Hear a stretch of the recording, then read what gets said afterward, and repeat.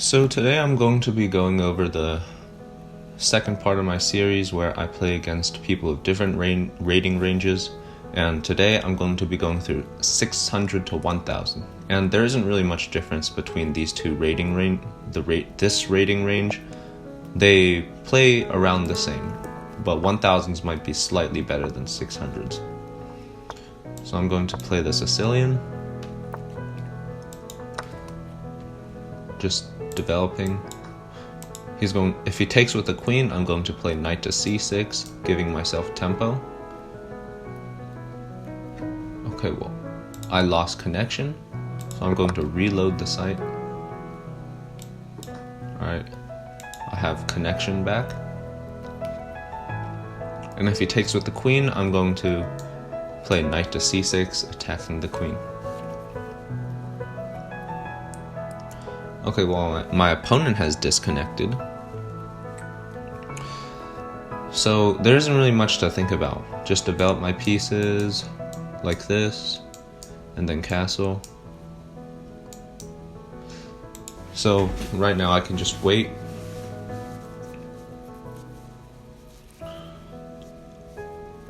So it looks like my opponent is going to auto-resign, which is pretty disappointing.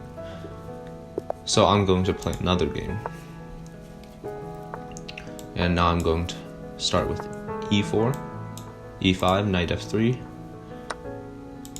Damiano defense. Now I'm just going to take with the knight, and queen h5.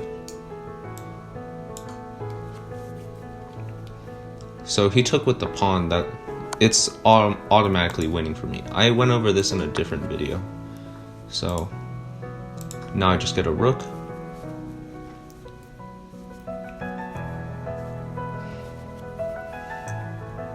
And if he takes, then I can just move my king here to d1. But he doesn't take, so I'm going to just defend.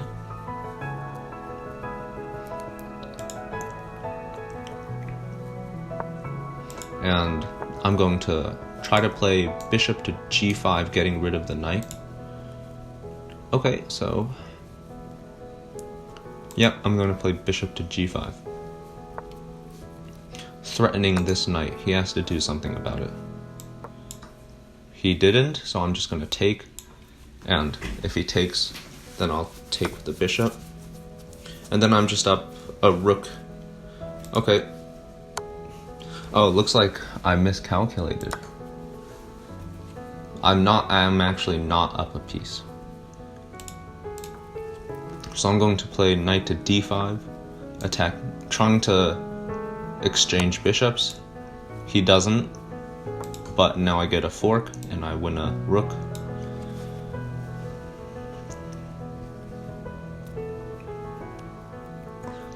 And it should be a pretty easy win for me because I have 2 rooks, a bishop, and a knight, and all 8 of my pawns, and he has 5 pawns and 2 bishops and a knight. So I'm vastly ahead in material. So now when you get a winning position like this, you want to try to force piece trades. Like, if you can take off more of your opponent's pieces, that means less counterplay for him, and it increases your chances of victory. So he disconnected, 20 seconds, and I automatically win. So I'm just going to wait for that. And I'm going to play another one, an 861, d4, d5. And I'm going to play knight to f6, e6. Normally I play c4, c5, and then if he takes, I'm going to take the bishop out. Now I'm just going to defend with bishop to d7, threatening the bishop. Threatening the bishop. So either he retreats or he takes my bishop. And he takes. I'll take with the knight, developing my piece. And now it's his turn. He's probably going to develop. c3 defending the d pawn, but I don't really see it. I feel like he should have just moved his knight or something. So I'm just going to open up space to castle, which is what I'm doing now. He castles. I'm going to play rook to c8, preparing to gain control of this open file. Now I'm going to take the knight, because e5 is a good square for the white knight, so I'd want to get rid of it. And now I'm going to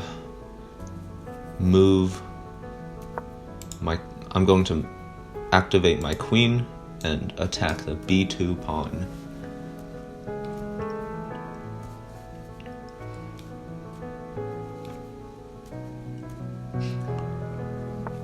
So right now there also is not really much to think about. Just play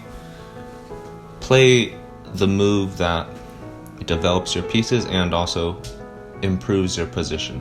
And also watch out for tactics. So right now his bishop is pretty good. It has a lot of control over squares. So I'm going to try to get rid of it with bishop to d6. And if he takes, I'm going to... Okay. Now, this might look bad for me because, yeah, queen g4, but I also get this file for my rook. So I can move rook to g8 and attack his king too. So it's not really bad for me. It's not that bad. So while I gave up some of my king safety, I also get counterplay too. So I'm going to play rook to g8.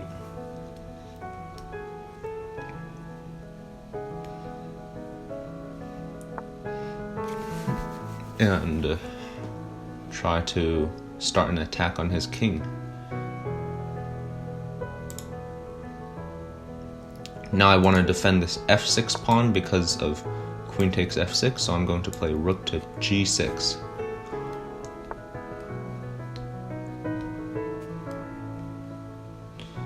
Now I think he's trying to play either rook to g3 or rook to h3, but that's not a big problem for me.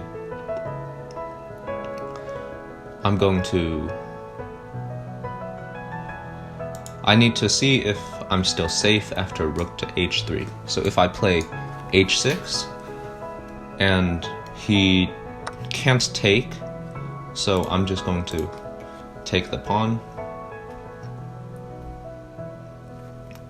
And if he takes back, then I could have doubled my rooks, but I still can, so it's fine for me. If he takes, then I'll just double my rooks and threaten rook takes g2. Yup. Sorry. Okay, so right now I'm threatening rook takes g2, and he has to do something about that because it's really bad for white. He doesn't do anything about that. So I'm just going to take. You shouldn't just attack pieces without any... You have to look for the reason why your opponent plays a certain move. Like I played rook g8 because then my rook is defending this rook and you can't take the rook with your king. That's why I played it. So now I can win a rook with rook to g1, and then after his king moves I can take this rook, but you always should look for something better than winning material. Unless it's like mate, unless you find mate, then there's not much better than that. Going to play it.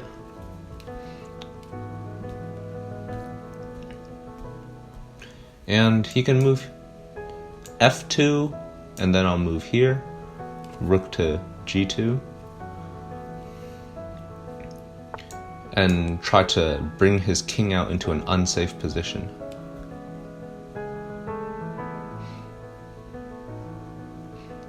So if I take the a1 rook and he plays queen takes f6, then I have to play rook to g7.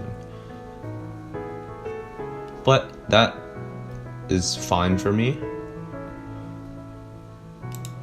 So I guess I'll just take rook to g7. He can't play queen to d8 because I can just take his queen. And he can't play rook to g3 because I can just take. So it might seem a little bit scary, it might seem like there's a checkmate, but if there isn't, then you just have to trust that there isn't. But you have to look pretty carefully. You can't just be like, it looks unsafe, I'm not gonna play it, or it looks safe. I mean, it looks unsafe, but it doesn't. I can't find anything, so I'm just not gonna play it. So I'm making sure that he can't play rook to g2. I don't want to get my knight taken. I mean my rook taken, so I'm just going to play rook to g4.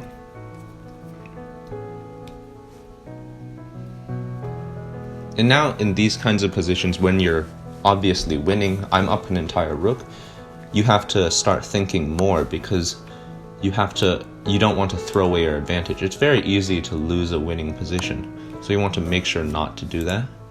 I'm going to keep checking him, try to push him back, and also develop my pieces at the same time. So now I have to watch out for I don't want to move my queen away, because then there's queen to d8. So I'm going to offer a queen trade.